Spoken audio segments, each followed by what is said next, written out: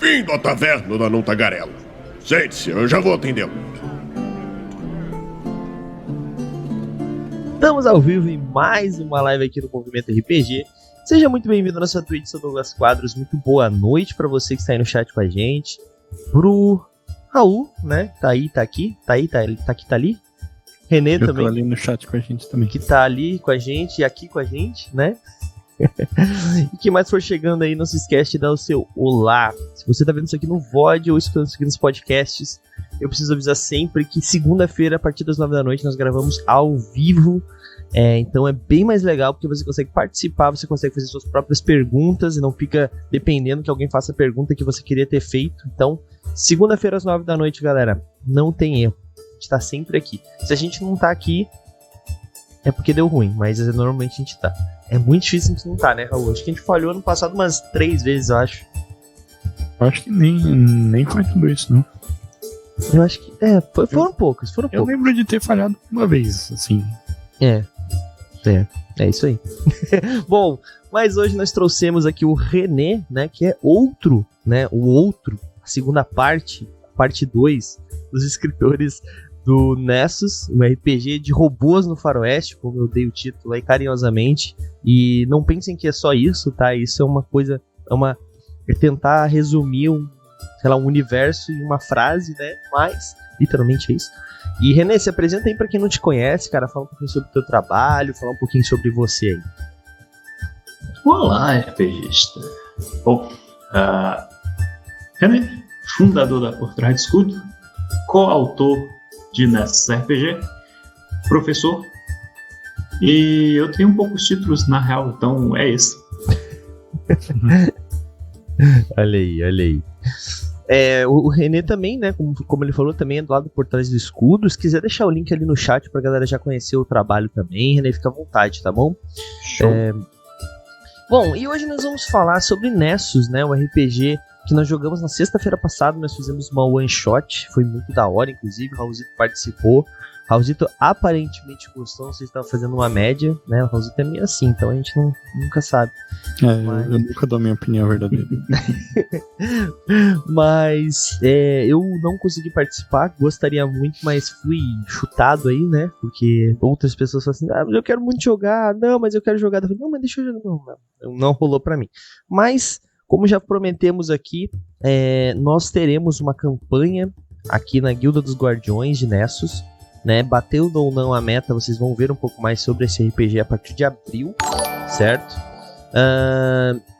Então, galera, para vocês verem um pouquinho mais é bom conhecer, né? Até porque ainda não começou o financiamento coletivo, mas vocês já podem entrar lá no Catarse, eu vou deixar o link aqui no chat, e se inscrever, galera, para assim que ele entrar, vocês já vão lá, se inscrevem, e daí vocês conseguem saber em primeira mão. Normalmente, campanha de financiamento coletivo, sei que o Renan não vai poder falar nada agora, mas campanha de financiamento coletivo, quando a pessoa tá ali bem no comecinho, pega bem nos primeiros dias, às vezes no primeiro dia, às vezes nas primeiras horas, tem alguma coisa especial. Então fiquem ligados, galera, vão lá e se inscrevam.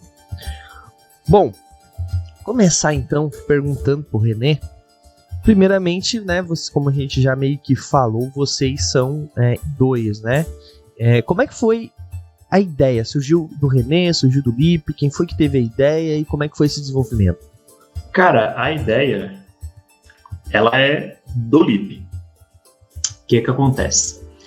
Lipe tava com a ideia de criar um RPG porque nenhum outro RPG satisfazia a necessidade que ele estava tendo no momento.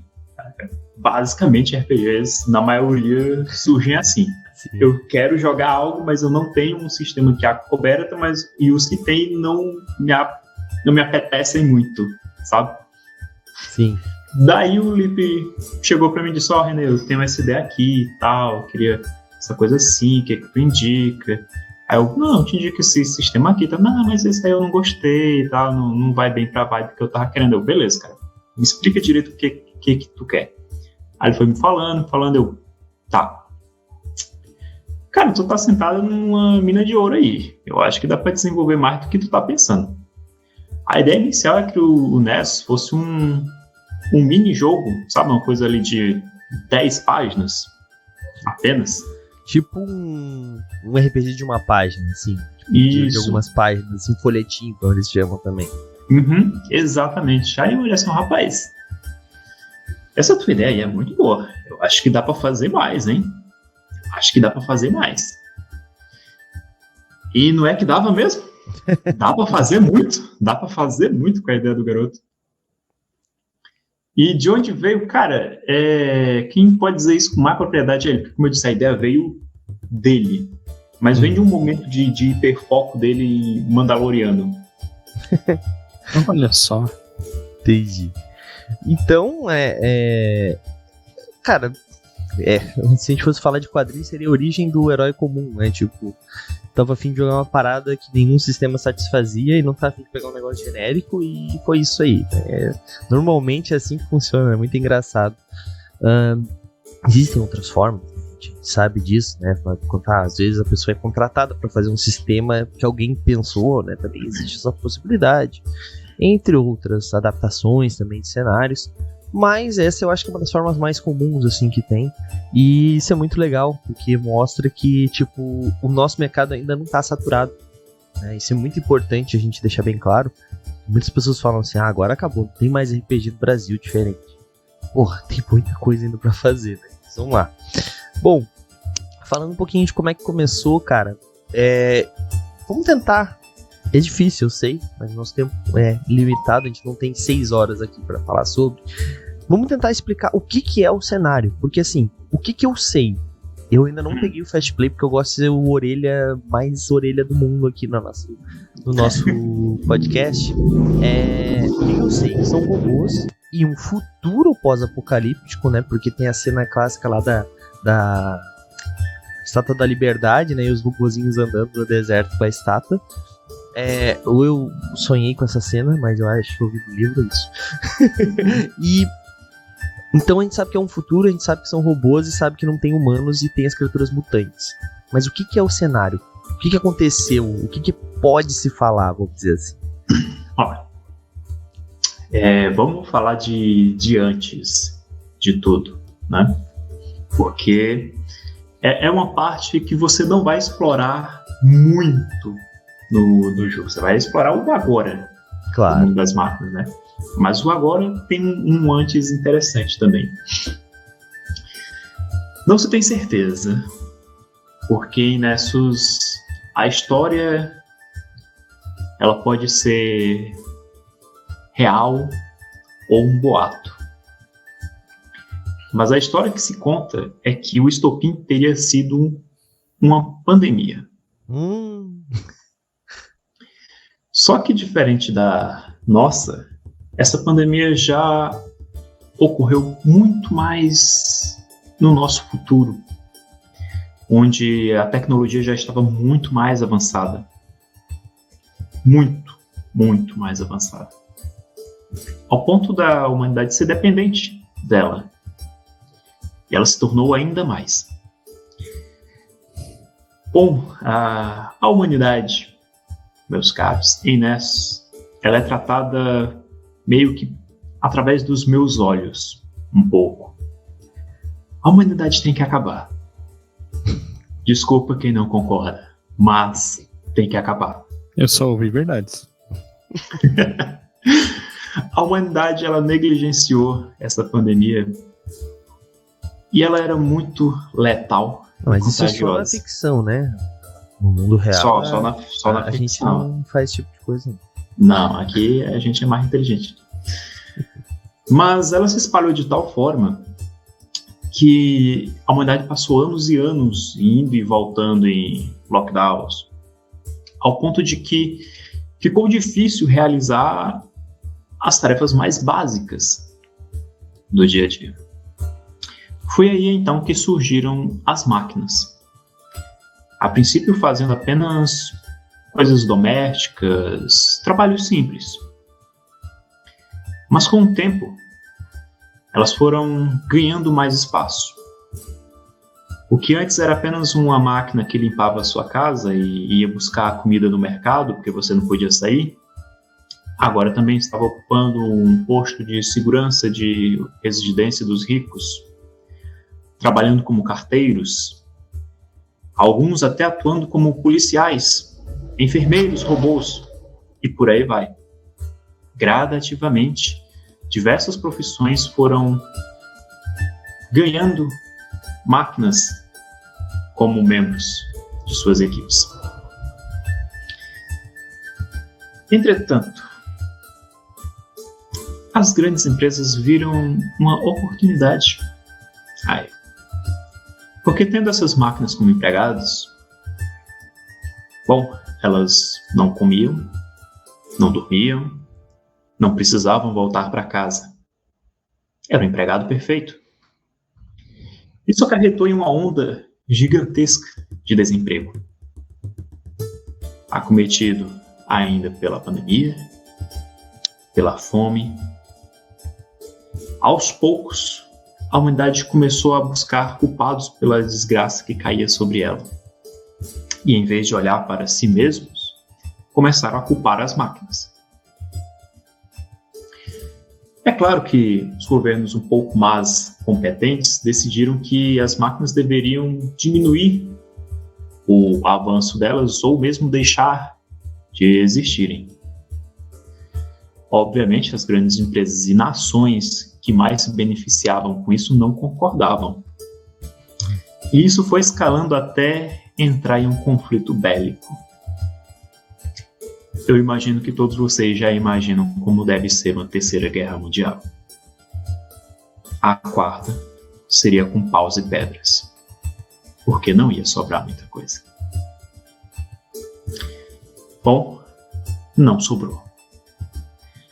A guerra se prolongou, a fome que já matava milhões passou a mudar os números para bilhão. A espécie humana já estava quase indo para a sua extinção com o planeta em frangalhos, que já não estava muito bem das pernas antes mesmo da pandemia, por conta de questões climáticas, e com a explosão das ogivas, isso tornou o planeta extremamente inóspito para diversas espécies, em especial a espécie humana.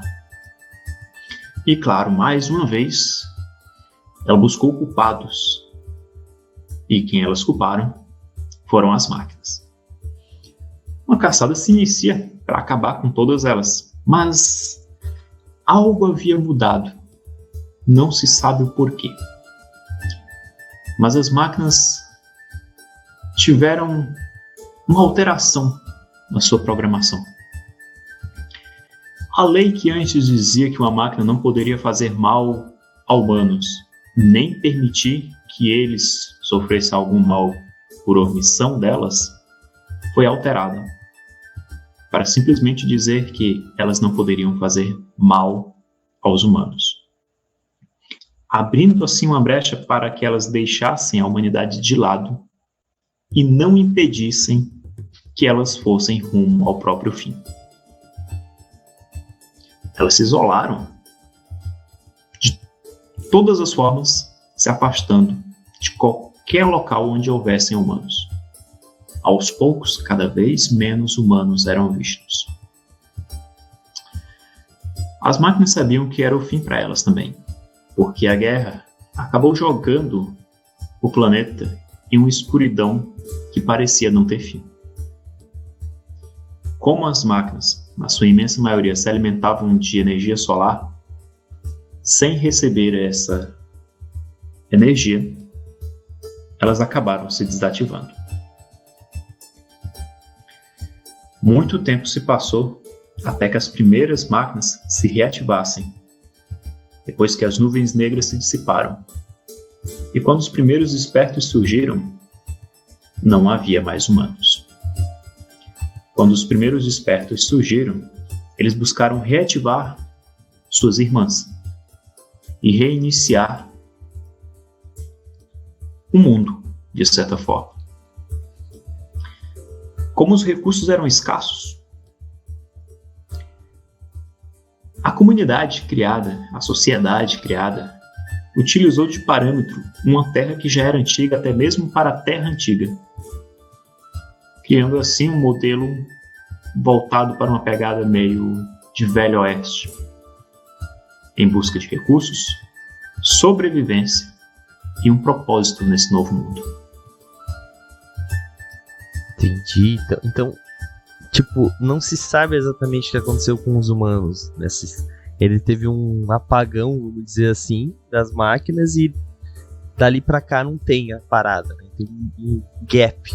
Que isso é legal porque isso pode ser explorado por qualquer narrador. Não sei se vocês pretendem explorar isso no futuro, com algum suplemento ou alguma coisa assim. Ou até mesmo se tem no livro. Mas isso é uma excelente oportunidade de um gancho pra um narrador, né? Ou alguma coisa do gênero. Acho bem legal. Bem legal mesmo. Como eu disse, isso aqui eu acho que eu posso dizer que tem no livro, porque muita coisa em Nessus, na história, ela é em aberto, para você poder inserir como você preferir. Mas há boatos de que a espécie humana ainda existe. Olha aí. Se esse boato é verdadeiro ou não sabemos. O seu grupo vai descobrir. Ai, é muito bom, cara. Bom, uma ideia bem bacana, assim, né? A gente sabe que esse tipo de história vai ter só num grupo que tem muito tempo de campanha, né? Os caras normalmente vão pegar somente eu quero viver, né? Sobreviver, né? Então, mas ainda assim é muito legal que o cenário esteja pensado para isso, né? Esse tipo de história é muito importante, né? Eu tenho um problema muito sério com isso, que eu há muito tempo, né? Na época que eu conheci o Raul ainda, eu já desenvolvi um cenário, na verdade, e eu nunca terminei ele exatamente porque eu fui voltando e fazendo as coisas do passado, e eu nunca consegui finalizar. Mas é muito bacana que essa história seja bem completa, assim, sabe? É importante ela tá bem fechadinha, né? Mas nem só de cenário, né? Se joga um RPG. Na verdade dá, mas vocês me entenderam. E o Nessus ele tem um sistema diferente, né? Não é um D20 system, ele joga somente com D6. A mecânica, ela foi desenvolvida por algum de vocês? Ou vocês pegaram alguma pronta, de algum amigo? Tem algum nome a mecânica? Como é que foi isso? Cara, a engine do jogo ela não tem um nome. Ela acompanha o jogo como um todo, sabe? Nessus é o sistema e o cenário. A ideia inicial, bem inicial, de novo, vem do próprio Lip. Ele tinha essa ideia de como os atributos poderiam ser. Isso um pouco baseado em um PBTA de Cthulhu chamado Ratos nas Paredes. Não sei se vocês já tiveram a oportunidade de jogar. Tem um pezinho ali. Mas já se distanciou muito. Porque a ideia é que fosse um sistema simples que qualquer pessoa pudesse entender e jogar com facilidade. É por isso a escolha do D6, né, que é um dado comum que você vai achar qualquer lojazinha que você passa ali, você pode encontrar um dado de 6 lados, né? Então tem essa questão de ser fácil e acessível. O acessível a gente não quer nem dizer só com a questão do valor do livro, mas da obtenção dos recursos para poder jogar, sabe? Então, eu só consegui o PDF. Você vai conseguir jogar, você não vai precisar de nada a não ser o PDF e os seus amigos, na real. Né? Se você quiser fazer um dado de 6 lados de papel, funciona também. Inclusive meus primeiros dados eram assim. A gente fazia de cartolino o moldezinho, colava e dava certo. O importante é que estava rodando a mesa. Que massa. E aos poucos a gente foi desenvolvendo e ampliando essas mecânicas. Aí da ideia que o Lip deu, simples ali, com inspiraçãozinha em um outro game, eu perverti ele totalmente e formulei a engine baseado no que o Lip tinha pensado para ela. Então, basicamente, o Lip joga as ideias, eu pego elas e penso, como é que eu vou fazer isso aqui abstrato rodar mecanicamente?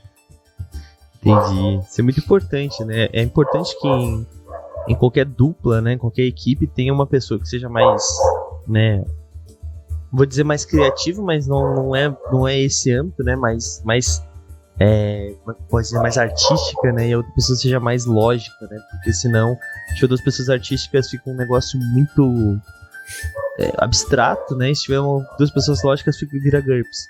Mas... Mas é muito bacana, muito bacana. E o sistema ele realmente ficou bem simples, né? Até a gente tava conversando isso na sexta-feira, né? Teve pessoas que, não digo quem foi, né, Raul? Que não olharam o Fast Play pra começar a jogar e mesmo assim conseguiram jogar de boas, assim. Então, realmente o sistema ficou bastante simples. E isso é muito importante pra qualquer sistema de RPG. Né? Por mais que eu seja uma cria de GURPS, como eu falei, né, e fui falando, eu gosto de jogar GURPS e tudo mais, mas mesmo o GURPS ele é simples se tu não aplicar todas as mecânicas, todas as regras que ele tem, né? Então eu acho que o que facilita para hoje em dia, onde nós temos uma gama gigantesca de RPGs, né, é que tu consiga apresentar para uma pessoa que não conhece o RPG ou o RPG. Isso é muito importante. Porque o clássico o cara vai acabar conhecendo, tá ligado? Então, pô, é uma vantagem que eu venho. Raul, tu ia falar alguma coisa, acho que eu te cortei. Eu ia falar, na verdade, mais ou menos a mesma coisa, né? Que eu acho que é bem importante que um sistema próprio ele seja simples e fácil de aprender, né? Um sistema independente, assim, principalmente. Porque muita gente usa como desculpa aquela ideia de que é muito difícil aprender um sistema novo, né? E pra não jogar outras coisas além de D&D, assim, porque a gente o que eu já ouvi desse papo, é porque é muito complicado aprender o sistema, porque eu não tenho tempo de ler outro sistema, é por isso que eu vou jogar D&D, porque eu já tô acostumado a ler. Porque e D&D nem é simples. É um sistema cheio de regra e tal, mas então, tipo, eu falei, né, o Douglas não quis apontar o dedo pra mim, mas eu não li o livro antes de jogar, né? Ele falou, tipo, a gente vai jogar isso aqui na sexta. Passou o PDF e disse, escolhe um personagem. Aí, tipo, eu fui direto nas fichas e digo, eu quero esse aqui. E daí tipo, jogando videogame, né? Tu pula o tutorial, escolhe o personagem e vai descobrindo na hora. Isso. E daí chegou na one shot, tipo, tá, como é que eu faço o teste? Tu rola um dado, soma teu atributo. Beleza. Explicou o sistema, tá ligado? Sim, e a gente até comentou na sexta-feira mesmo, né, sobre isso, né? O sistema é simples. Isso não quer dizer ruim. A gente nunca pode confundir o simples com o ruim e simples com o bom também. Pode ter uma coisa simples boa e pode ter uma coisa simples ruim, né? Como tem muitas coisas complicadas ruins, né? Mas tem coisas complicadas que são boas, né? Exato, né? Não é uma medida de qualidade ser simples ou complexo, né? Mas eu acho que uma coisa, quando ela é muito simples, ela só tem um problema normalmente. E eu vou até citar aqui um concorrente, que é o Caminho RPG. O Caminho RPG, esse sistema que eu sou apaixonado aqui, que ele é um sistema em uma marca-página, literalmente, tá? E ele é extremamente simples. Nesse marca-página tem um sistema, a regra de criação de personagem e uma aventura pronta. Exato. Tem uma aventura pronta? Tem. Vocês me quebraram agora. Vocês me quebraram. Esse bagulho é muito bom, mano. Então, assim, só que assim, ele é extremamente simples e isso é muito bom, ao mesmo tempo que pode ser um desespero. Porque eu tava conversando com o Senhorá, que é uma outra pessoa aqui do movimento RPG, que ele é bem novato, ele é novato pra caramba no RPG, na verdade. Ele é uma pessoa com mais idade, ele deve ter uns, sei lá quantos anos. Ele é mais velho que eu. Ele tá na casa dos 40, se eu não me engano. Por aí. E ele nunca tinha jogado RPG até conhecer o movimento RPG. E ele começou a jogar com a gente. Então ele tem, sei lá, uns 2 anos de RPG agora, que nós já, né, que já joga com a gente há bastante tempo. E ele foi ter a primeira experiência com as filhas dele e rolou de boas. Mas ele foi tirando algumas dúvidas comigo e eu fico pensando, o problema do simples é isso. Aqui não diz qual que é o limite que tu pode chegar. Eu posso fazer um dragão e o outro cara fazer uma formiga? Pode. Então tu precisa da coerência dos jogadores, né? O livro, o marca-página explica isso, né? Isso não é ruim nem bom. Isso só depende da coerência, né? Mas o Nessus não passa por esse problema, porque ao mesmo tempo que ele é simples na sua mecânica, né, ele te dá algumas limitações. Tu precisa escolher isso, tu precisa escolher aquilo ali, tu pode fazer isso, essas são as suas habilidades, tu pode fazer isso aqui algumas vezes por dia e tal, né? Pronto, então, é justamente o que rola muito no grupo do WhatsApp. O pessoal joga um elemento, assim, tal, file. Cara, seguinte, digito a habilidade tal, melhoria tal, todos os atributos. Pronto, pode fazer isso aí nessa. Ou seja, tem as diretrizes para você fazer umas maluquices. Uhum. Sim, mas isso que é importante, assim, mesmo que tu queira fazer uma coisa completamente fora do comum, e o RPG também tem isso, né? Ah, o meu sistema que diz que eu não posso jogar dragão, não tem dragão em, sei lá, no cenário do movimento RPG. O narrador, posso fazer um dragão no cenário do movimento RPG? Ah, pode. Foda-se. É isso, cara. É tipo, RPG é isso, né? Mas, ao mesmo tempo, o contrário precisa existir, né? Tipo, e o sistema, ele tá muito ali pra evitar o mestre de ficar falando, não pode fazer isso. Eu contei um caso aqui que aconteceu há muito tempo, já algumas vezes, que a gente foi jogar um RPG e os caras queriam, um queria fazer um biscoito, outro um chocolate, e o outro, esqueci qual é que é o nome lá, fazer o Twix, né? Eles queriam se transformar. Caramelo. Caramelo. Eu queria fazer um Twix, um super-herói chamado Twix. E essa era a piada. E eu era um adolescente imbecil e eu fiquei puto com isso, porque eles estavam estragando a minha aventura. Porque eles que estavam sacaneando, né? Uma aventura de Toon e eles estavam sacaneando e eu fiquei brabo, olha só. Eu era um adolescente idiota. Tudo bem. Tipo, o livro não dizia que não podia juntar os três, juntar os poderes deles para uma criatura super poderosa, tá ligado? O livro te dava até umas brechas pra fazer isso. E isso é o que eu digo, sabe? O narrador, às vezes ele precisa de umas ferramentas do livro pra poder negar, sem que o cara, que nem, por exemplo assim, eu chego pro René, o René vai ser o narrador de Nessus, eu falo assim, eu quero fazer um humano. Cara, não tem regra aqui pra gente fazer um humano. Uma coisa é a gente conversar e chegar num ponto comum que meu personagem vai ser legal pra história. E outra coisa é eu querer fazer um humano pra sacanear a porra toda, tá ligado? Tipo, não faz sentido com a história. Então, assim, eu acho que o simples ele tem que ser um pouco regrado. Não que eu esteja falando que o caminho RPG é ruim, muito pelo contrário, é muito bom. Só precisa desse negócio de bom senso. Mas eu acho que esse tipo de coisa precisa existir, né? E claro que não tem como comparar um livro com páginas com marca-página, né? Então, mas então seria mais isso, assim, né? Raul, tu queria falar alguma coisa sobre esse assunto? Não, eu ia falar basicamente as mesmas coisas que tu falou, só que eu ia citar o 3D&T como exemplo, que é um sistema que eu tô mais familiar, né? Sim. Mas, enfim, isso às vezes é uma armadilha de sistema simples, né? Que ele parece simples, tu sabe o que fazer, né? Mas um iniciante completamente, não completamente despreparado, assim, mas tipo, o senhor que não tem, digamos assim, segurança de já ter mestrado antes, né, de ver onde está justamente esse limite, assim, e tu mencionou que o Nessus, ele traz um pouco isso, assim, eu queria saber como é que isso funciona dentro do sistema, assim, já que eu joguei, né, nunca mestrei ainda. Cara, assim, o Nessus, como eu disse, ele deixa bastante coisa em aberto no cenário, mas ele também deixa aberto para você construir elementos dentro dele, sabe? Então daí tem as diretrizes que são os parâmetros. Então, por exemplo, para você criar uma melhoria, você tem que estabelecer pré-requisito de singularidade. Então, se essa melhoria aqui é uma melhoria simples, eu vou ter um pré-requisito baixo.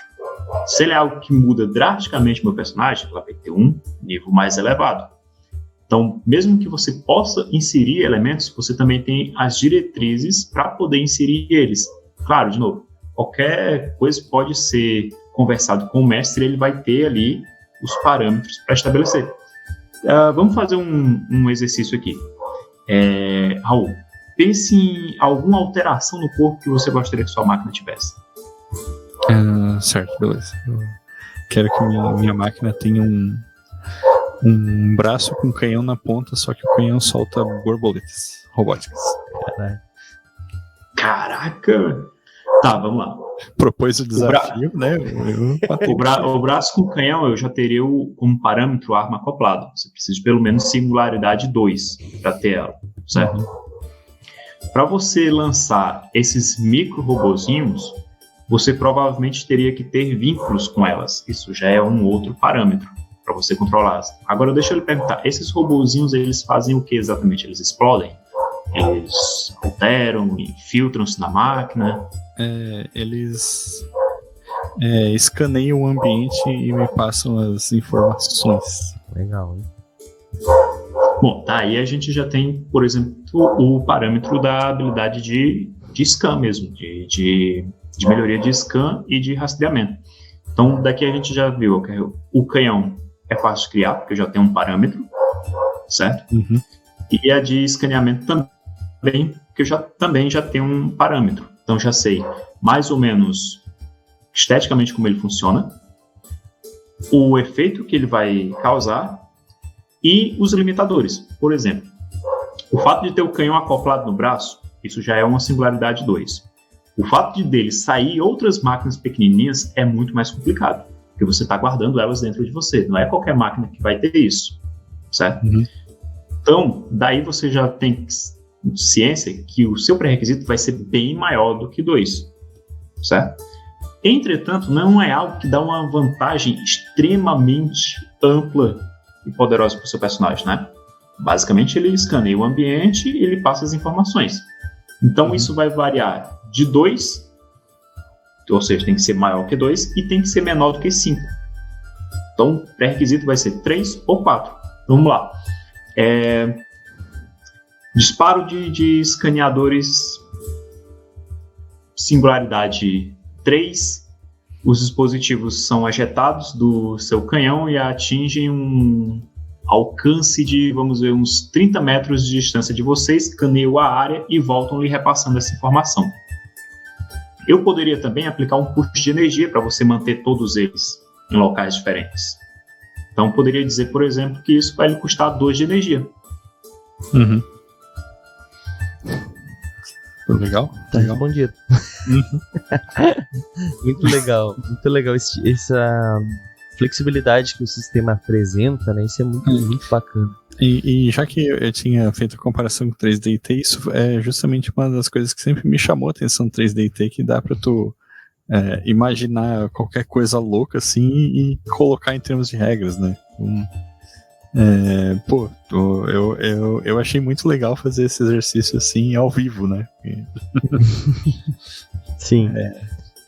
Muito bacana. Até o próprio 3D&T tem umas explicações meio bizarras desse tipo, né? Seu canhão de borboletas, né? Tipo, uns bagulhos assim tem. Você lança laser pelo seu olho direito quando você tá recebendo bateria da chuva, tá? Tipo, uns bagulhos assim. Uns exemplos assim. Bom, mas temos umas ideias sobre o sistema, temos ideias sobre mecânica. Agora, antes do Raulzito ter umas perguntas dele, que eu devo ter roubado algumas já. Cara, eu queria saber se vocês fugiram do sanatório, o que aconteceu. Brincadeiras à parte, porque, cara, lançar RPG no Brasil, essa pergunta eu faço pra todo mundo que vem pra cá e todo mundo tem uma resposta diferente, isso é muito legal. Mas lançar qualquer coisa no Brasil, né? Qualquer literatura no Brasil já é difícil.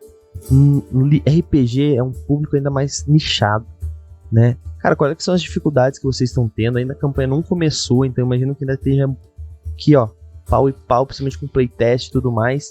Mas quais são as dificuldades que vocês já estão tendo, os problemas, e o que é essa parada que tu diz assim, não, mas vale a pena por causa disso aqui, tá ligado? Cara, assim, questão de maiores dificuldades, eu acho que a maior acerto nosso foi não ter decidido fazer inteiramente independente, sabe? Porque toda a logística de gráfica, entrega, custos de material, custo de impressão, formatação do arquivo para mandar para a empresa de impressão, tudo isso fica por conta de um pessoal que já é extremamente capacitado para isso, que é a Craftando. Sim. Que posso estar enganado, mas tenho quase certeza que não, a editora que mais tem apoiado lançamentos de RPGs nacionais. Até onde eu sei.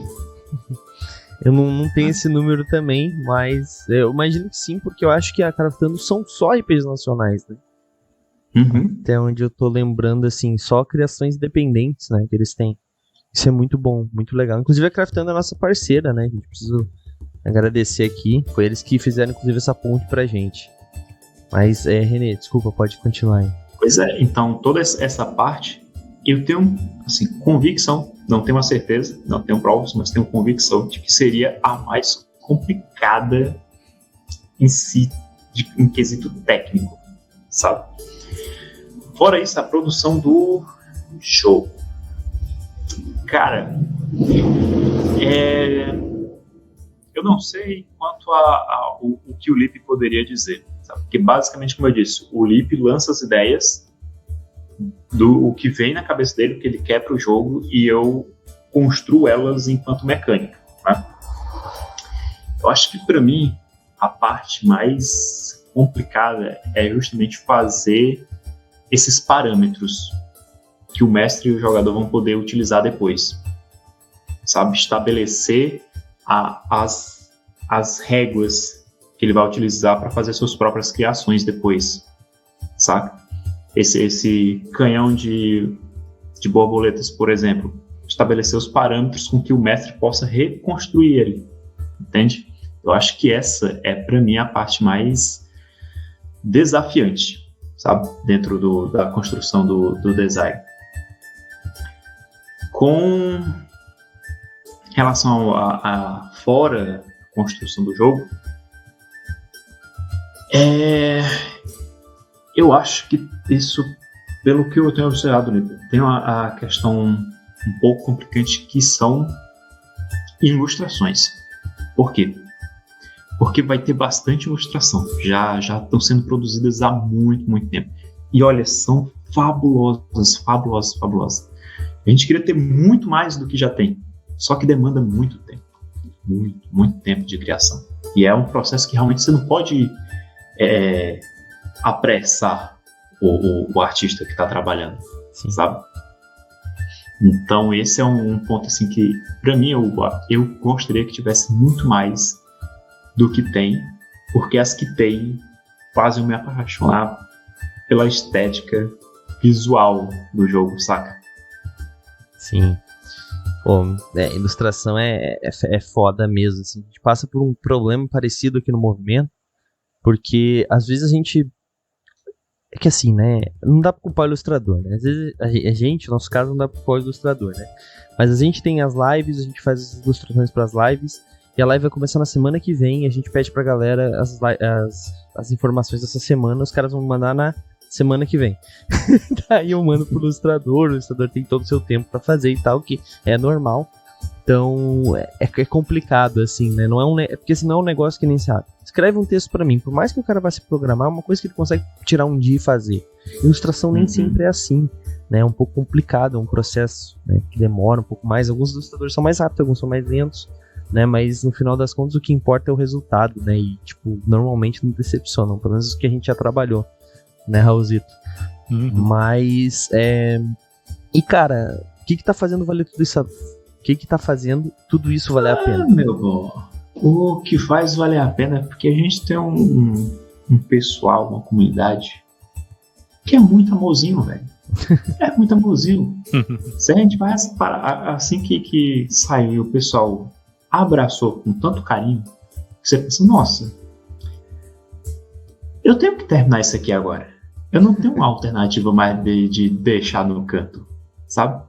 Porque tem muita gente bacana, com um coração enorme, aguardando o jogo agora, sabe? Não é só mais do Lip, não é só mais meu, é nosso, de todo mundo que experimentou e quer ter esta belezinha em mãos. Imagino que deve ser um negócio louco, assim. A gente tem algumas coisas que a gente entrega às vezes pra galera, a galera fica esperando, mas a sensação do financiamento coletivo deve ser mais de um RPG inteiro, né? Deve ser muito louco, assim, né? Pô, muito da hora. Mas, Raul, algumas perguntas aí, ou tu hoje já roubei todas elas? Não, eu tenho uma pergunta que tu não roubou ainda, assim. Opa. Tu anda com essa mania, né, cara, de perguntar as coisas pra perguntar. Exato. Mas uma coisa que me chamou a atenção, que eu queria perguntar, é por que escolher, tipo, essa referência do Velho Oeste, assim, sabe? Do Velho Oeste americano, no caso, né? Que é uma parada que a gente não tem tanta referência aqui no Brasil, principalmente a nossa geração, assim, né? Que não cresceu vendo aqueles filmes antigos de Velho Oeste e tal, assim. Então, eu quero saber da onde que vem essa inspiração. Cara, sabe o que é foda? É que tu perguntou pro autor errado. Em defesa do Lipe, ele queria estar aqui hoje, mas foi um erro de logística e por culpa minha ele não pôde participar, gente. Mas Só o que eu posso dizer é o que já foi replicado por ele, que é o fato de que ele estava em um momento de hiperfoco. O Lipe, ele tem TDAH, então ele estava em um momento de hiperfoco de Mandaloriano. Ele é apaixonado por Star Wars e estava envolvido também em algum momento de sua vida com uma produção focada em faroeste. Ele conseguiu, não sei como que ele fez essa ligação, confesso que eu não sei, mas ele conseguiu associar uma coisa a outra e pensar, se eu fizesse um faroeste com robôs? E daí vem. Essas são as fontes que eu conheço. Agora, como ele fez essa ligação, aí é só ele. Eu posso aproveitar e expandir a pergunta para se tem se vai tendo livro assim, ou se tem alguns planos para expandir esse cenário para fora desse ambiente de leste americano. Se tem planos para, tipo, sei lá, descrever alguma região do Brasil. Se eu te disser que há um rascunho que não é nem nosso, na real, isso já é fan-made. Tem um rascunho de Nessus Samurai. Caralho. Legal. Que, como bem você frisou, o Nessus ele tem muito essa característica texano-norte-americana, né? Só que, e o outro lado do mundo? Como foi que ficou depois do fim do mundo? Existem muitas perguntas sobre como ficaram as outras regiões do planeta. E são desconhecidas, estão em aberto, podem ser trabalhadas. Com certeza. Massa. Com certeza. Muito legal, cara. Muito legal a ideia. E eu quero muito agora. Agora tu tá ferrado. Que a gente vai cobrar. Suplemento Nessus Samurai. Aí a gente vai ter que sentar com o Rafael e dizer, Rafael, senta aqui. Queremos sua criança, vamos fazê-la crescer. Ai, muito bom, muito bom. Raul, mais alguma coisa aí? Mais alguma dúvida? Não, acho que esse era o essencial aí. Certo, mas tu que jogou o cenário, o sistema, Raul, alguma dúvida sobre isso? Cara, eu acho que tudo que eu tinha pra comentar, a gente comentou já, assim. Só o que eu falei no final da live, assim, eu achei um cenário muito charmoso, assim, né? Essa coisa de, tipo, Velho Oeste com robôs, assim, eu achei uma mistura muito boa, assim, muito interessante. Tipo, é legal porque tem as classes, né? E, tipo, achei muito, muito bacana ali, tipo, os arquétipos, né, na verdade. O pistoleiro, o peregrino, né, o mecânico, e tipo, são coisas que são práticas, né, tipo, não é simplesmente sei lá, uma parada que não faz sentido, não, tá tudo ali, tá tudo encaixado, né, no sistema. Eu achei isso muito bacana. Cara, eu fico muito contente de ouvir isso, porque foi a intenção, sabe, dele ser intuitivo. O que é um pistoleiro? É o pistoleiro, é o que o nome tá dizendo. Sim, sim. Cara, isso é muito importante, eu acho, assim, porque é difícil às vezes a galera viaja um pouco, né, tem alguns RPGs, eu vou dar um exemplo aqui clássico, né, nós temos o Dungeons and Dragons, né, aí tinham lá suas classes, né, que algumas raças eram classes, inclusive, tudo bem e tal. Vamos fazer um negócio diferente, vamos botar um monge. Mas o que é um monge? É um cara que vive no monastério, mas os monges, eles, né, a gente tá falando de Europa medieval aqui no D&D, né? Não, mas esse cara, ele é tipo um monge que vem do Oriente, né? Então ele é um lutador. E a única coisa que tem de Oriente no D&D clássico é um monge. Depois eles botaram samurai e outras coisas. Daí o bicho, o que ele faz? Tudo.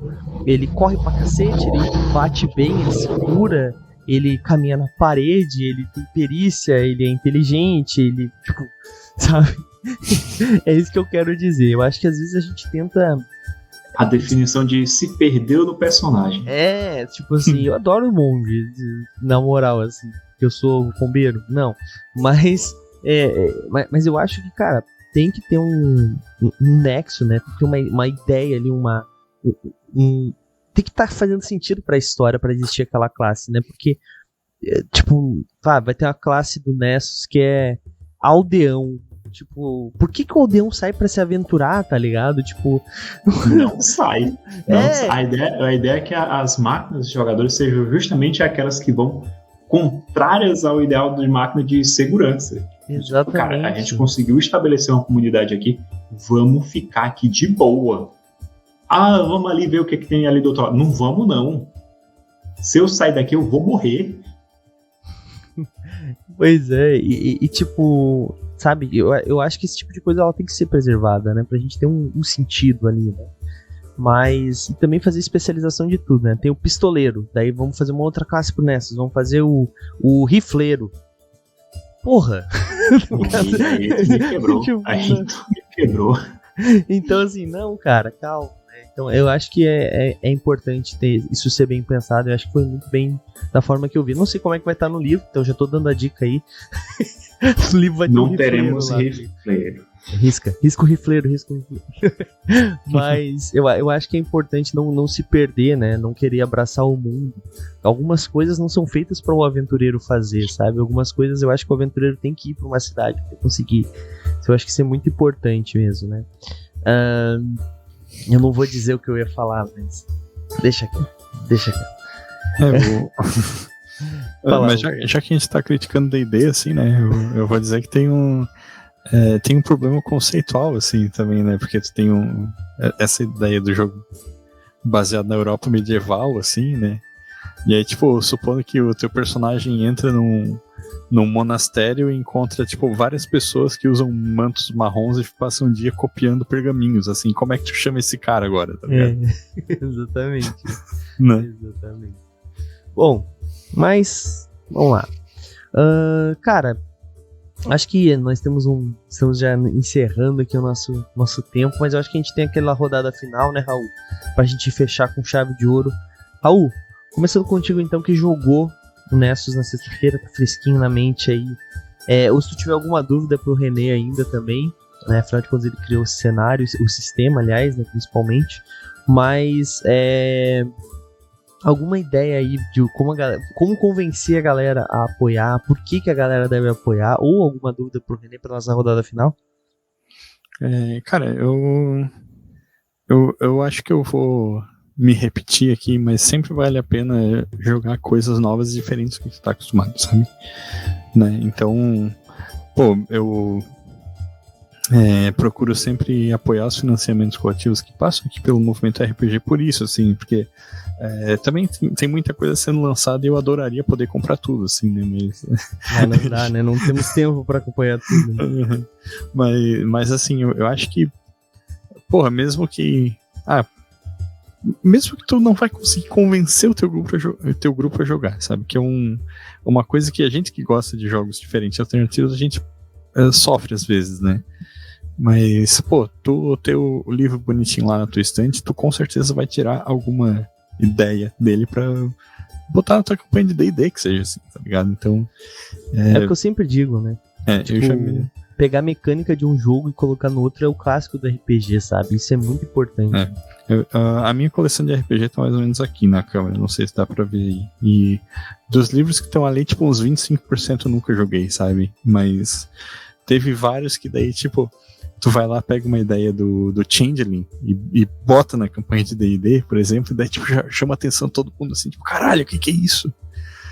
Né? E daí tu chega no final da aventura e diz assim, essa ideia eu tirei do Changeling ou do Nessus RPG, então a gente pode, se vocês curtirem isso, a gente pode tentar jogar um jogo baseado nisso, assim, então eu acho que sempre vale a pena conhecer coisas novas, cara, e enfim, tô aqui pra isso. É isso aí, isso é muito importante, cara, isso que o Rafa falou. Primeiro que apoiar o RPG nacional é sempre importante, né, afinal de contas, os nossos amigos magos lançam, né, o RPG mais famoso do mundo. Não dá pra dizer que não é ainda, mas os magos que moram ali na costa, né? Exato, eles mas tem a questão que, cara, e tem muita coisa, cara, quando nasceu o D&D, não pode dizer, quando ele nasceu de uma pessoa que era um artista independente. Ele se tornou um bagulho gigantesco. Como é que a gente vai dar oportunidade pra uma parada que é independente se tornar um negócio gigantesco se a gente não apoiar? Muitas ideias boas morrem no financiamento coletivo. A gente não pode deixar isso acontecer. Pô, Douglas, mas eu não consigo apoiar tudo. Às vezes você não consegue. Você consegue compartilhar, chamar os amigos, apresentar. Faz uma vaquinha com a galera. Vocês não precisam todo mundo apoiar. Claro, se vocês conseguirem, apoiem todos. Levam 5 livros pra casa e joguem felizes cada um com seu livro. Mas dividam um livro, galera. É muito importante a gente apoiar esses RPGs locais nacionais, no caso. Eu não tô dizendo pra não apoiar os bagulho que vem de fora, as traduções, etc. Também é legal, também é importante. As editoras, muitas delas sobrevivem de tradução. Mas o que vocês puderem fazer pelo RPG nacional é muito importante, galera. Bom, Renê, agora a tua rodada final aí, cara. Convença a galera, né, a apoiar, ir lá se inscrever e esperar ansiosamente, né? Se a gente não convenceu até agora eu tô cartada final, né? Já que a gente tá falando de Texas, de Faroeste. E a Blue deu uma boa ideia. Ela falou assim: duvido vocês apoiarem, né? A galera apoia, né? Assim que funciona. Mas vai lá, René, pode ficar à vontade aí que o espaço é teu, cara. Cara, assim, só pra fazer um adendo, por que você poderia considerar bastante apoiar nessa? A princípio, é um primeiro momento, você pode pensar que é um RPG de faroestes com máquinas e apenas isso. E tudo bem você pensar assim. Só que ele pode ir muito além disso. Nessus, você pode jogá-lo como sendo um estilo realmente voltado para tiroteio, perseguição de carroças, busca a assaltantes a banco e etc. Mas também você pode pegar ele por um lado um pouco mais existencialista, sobre o porquê você está no mundo, qual o seu propósito, o que te motiva a viver mais um dia, como você vai conseguir sobreviver em um mundo com poucos recursos, onde todos e tudo neste mundo quer lhe matar. Então, além de ter as clássicas aventuras no estilo faroeste, você pode também se questionar um pouco mais, pegar um elemento um pouco mais existencialista. Por que você está no mundo? Que diferença você faz nela? É pelo mundo ou é pelas máquinas que estão ao seu entorno? Mas Pensemos nisso e não cometamos os erros que causaram o fim do mundo. Sejamos melhores do que os que vieram antes de nós. Se você estiver interessado nesta pegada, e mesmo que não esteja, poder abordá-la enquanto dá tiros e cavalga em direção ao pôr do sol, bem-vindo ao Nessus. Eu lembrei de uma pergunta, se eu puder fazer ainda, assim. Não. Pena que eu vou estragar o encerramento. Não, mas... só semana que vem agora. Tô brincando. Tá. Eu lembrei de um aspecto do cenário que chamou muita atenção no dia que a gente jogou, né? Essa ideia de que os chips dos próprios robôs são usados como dinheiro, assim, né? Então tu sempre tem aquela questão de tu poder matar uma pessoa para usar parte dela como se fosse dinheiro, assim. Daí eu queria saber se essa crítica ao capitalismo foi intencional ou foi um subproduto aí do... Cara, foi um subproduto. Porque ela foi desenvolvida aos poucos enquanto eu narrava a nossa campanha oficial, onde eu geralmente testo as coisas e vou liberando uns pedacinhos, que é a Dunas Eternas. E foi ali que a gente estabeleceu o conceito de placas, né? Porque o comércio geralmente ele funciona em pequenos vilarejos através de escambo. Eu quero uma coisa, eu preciso dar outra coisa que o outro quer. Em pequenos vilarejos, placa não vai valer muita coisa, porque uma placa não vai ter utilidade, né? Vai ter utilidade em grandes centros, onde pode ser utilizada essa placa para algo realmente importante. Mas em pequenos vilarejos, sim, é muito mais interessante o cara conseguir uma perna que ainda possa ser reutilizada, saca? Uhum. Mas isso foi trabalhado, inclusive, por uma das personagens, a Andrômeda, que era a mecânica, que estava em um bando que não tinha problema nenhum em arrancar as placas dos seus adversários, né? Afinal, era visto de forma monetária, né? Mas para ela isso ela tinha aversão a isso, porque entendia as placas como, de certa forma, a alma daquela máquina. Como se o dinheiro fosse almas, sabe? O resquício que ainda restou daquela máquina é essa placa, e você está removendo dela. Mas, ao mesmo tempo, é uma ideia profunda, mas um tanto contraditória, porque utilizar os braços da máquina, por exemplo, reutilizá-los, não seria um problema para ela. Sim. Sei que o Douglas vai cortar essa pergunta na versão que faz do podcast, porque ele não gosta que o capitalismo seja criticado aqui no movimento RPG. Exatamente. Falhou e falhará. Boa. Nossa, que pena, o áudio do Raul foi cortado pra live, infelizmente, nessa última pergunta ali que ele fez. Quando ele perguntou alguma coisa se era intencional, eu não entendi o que era, mas cortou. Não, brincadeiras à parte, galera, acho que foi respondido tudo aí.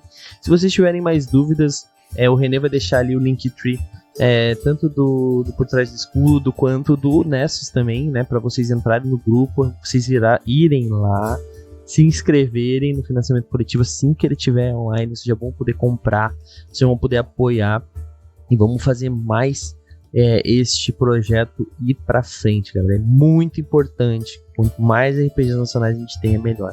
Essa história de que nosso mercado tá saturado, gente, só vai estar saturado quando as máquinas estiverem dominadas, porque elas vão ter todas no HD, né? E daí a gente talvez não tenha que criar mais. Ou não, né? Sei lá. Cria uma classe aí RPGista lá pro Nessus. Robô RPGista. É verdade.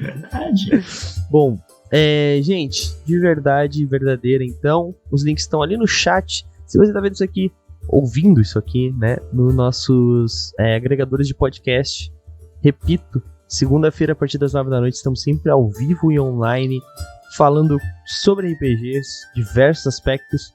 E você estando com a gente ao vivo aqui, você consegue fazer suas perguntas. Se você tiver, você pode participar com a gente. Então é muito importante que você esteja. E se você está vendo aí, tá aqui no chat, se você está ouvindo, vai ter que entrar no nosso site, porque tá lá os links para vocês apoiarem, tá bom? Mas é só vocês procurarem no Catarse por Nessus RPG, vocês vão encontrar. Ou então o Linktree é linktr.ee/Nessus RPG. Nessus é com 2 S, galera, tá bom? Bom, acho que eu falei que eu tinha que falar, dei os meus recados, galera. Só vou fazer agora aquele momentinho rápido falando do nosso calendário da semana, né? Lembrando que o Movimento RPG ele acontece por causa dos nossos patronos. Os patronos do Movimento RPG, tá aqui, ó, tá vendo esse banner aqui? É a forma como a gente apoia o RPG nacional. Afinal de contas, a gente faz muitos apoios para financiamentos coletivos, nós fazemos divulgações, etc. E os patronos financiam o Movimento RPG, fazem ele acontecer. Então, se você tiver disponibilidade, torne-se um patrono. A partir de R$5 por mês você se torna e tem vantagens iradas. A maioria delas está aí nesse link, eu deixei no chat para vocês conhecerem. Mas dentre eles, tá, jogar com a gente, você tem um personagem na La Vila de MRPG, que é a nossa vila, você pode ter um personagem na nossa outra campanha de Mundo das Trevas que tá nascendo, ou na campanha de Ordem Paranormal, aquele personagem vira um NPC, às vezes você pode jogar com ele. Você participa do nosso concurso de sorte, que a gente dá livros físicos todos os meses, aventuras prontas e mais um monte de coisa, são 8 prêmios, graças aos nossos parceiros da Bar do Shop, do Sebo do RPG, quem mais eu esqueci? Hero Maker Minis e da Loja Necromante. São esses 4 parceiros totalmente, é claro, além das editoras, como a Craftando Jogos, que já garantiu pra gente que se sair o financiamento coletivo do Nessus RPG, teremos Nessus para um dos patronos do Movimento RPG. Então, galera, é responsabilidade de vocês também apoiar o Nessus pra alguém ganhar. Olha aí. Bom, eu deixei o link no chat, galera. Já que eu falei de Mansão Inspector aqui, que é a nossa campanha de Ordem Paranormal, amanhã, a partir das 9 da noite, é o 4º episódio, Raul? É o 4º episódio, né? Uhum. Eu acho que é o episódio final, né? Ou é o episódio final do primeiro caso, né? O episódio final do primeiro caso. Isso. De Ordem Paranormal. E, cara, tá muito bacana. Mansão Inspector tá bombando. E, gente, não tem pausa, tá? Mansão Inspector, como a Guilda dos Guardiões, é aquela campanha contínua. Então, é quinzenal, né? A pausa entre uma semana e outra, mas ela continua acabando amanhã. Na próxima semana na outra, né, já tem, 15 dias depois já tem de novo, dentro no caso 2. E amanhã o Raulzito, né, será que o Raulzito vai sobreviver? Porque o Raulzito tá ferrado, tá com 3 de sanidade, né, Raulzito? Coisa assim, né? Eu acho que eu recuperei um pouquinho. Mas... menos mal. Mas o Douglas tá torcendo meu personagem morrer. Não, só porque eu quero jogar, jamais. Mas Mansão Spectre, então, se você curte Ordem Paranormal, se você não curte Ordem Paranormal, pode vir que eu tenho certeza que você vai se divertir, tá bom? Quarta-feira temos Guilda dos Guardiões, episódio final também de Agon RPG, que é um RPG também trazido pro Brasil recentemente. Nem tá em financiamento coletivo ainda, vai entrar acho que essa semana. Que é um RPG que utiliza a Grécia Antiga, né, Grécia Mitológica, como pano de fundo ali. É um RPG muito bacana da Vanishing Point. Cara, se você não conhece ainda, tá perdendo tempo. Vai lá no Movimento RPG, já tem review lá do Fast Play. E nas quartas-feiras estamos jogando, tá bom? Na sexta-feira temos estreia, para quem curte Tormenta 20, nós temos Clemência, uma nova campanha. Em Tormenta 20 não é vinculada com a Guilda dos Guardiões, tá bom? O Eduardo Filhote vai narrar pra gente também. Raulzito não joga, né, nesse? Acho que não, né? Não, esse não. Mas Tormenta 20, então se vocês estão afim... Cara, tá muito foda, eu não posso falar nada ainda. Sexta-feira estreia, não percam. Pronto, falei o calendário, fiz os jabás. Agora, Raulzito, tem algum jabá pra fazer aí pra gente encerrar? Depois a gente passa pro Lipe, faz o jabá final dele e a gente encerra um chave de ouro aí. Vamos todo mundo pular o carnaval, porque a gente é muito festeiro. Só vou deixar o link O dele. carnaval é a minha cama ali me esperando.